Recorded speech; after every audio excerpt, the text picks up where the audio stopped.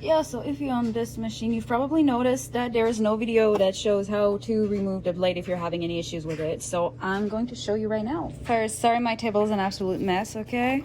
So we pull up that little thingy, open the little door. I'm gonna try to like not shake too much, sorry.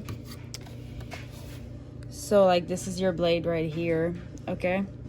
So here's the problem is that on other channels I've noticed like they have the buttons that are like usually on the side, like right here, but my machine doesn't have that. So I went on the brother's website actually, and I kind of had to like work it to figure it out. But like this lever right here, okay, so you want to pull it all the way, then you pull, but you kind of have like, you see here, like it moved the machine. Just to give you an idea, it's pretty strong. So like you move, then you pull to the right, so just grab it like then you twist and boom, it's in.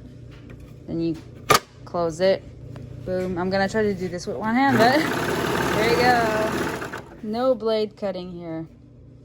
I know I need to clean my machine, okay, Karen. Yeah, and if you want to put it back, same concept here. So move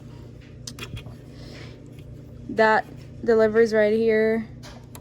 You pull, oh my god, I always am at the wrong place. Pull and twist. You really don't need to touch the blade. Please do not touch the blade, or like I cut myself once, it really hurts. So you see here how it pulls, like you really need to pull hard, but make sure that like you don't feel like a cracking noise. Like it's just kind of like a strong spring that like holds it back. So there you go, hope this helps.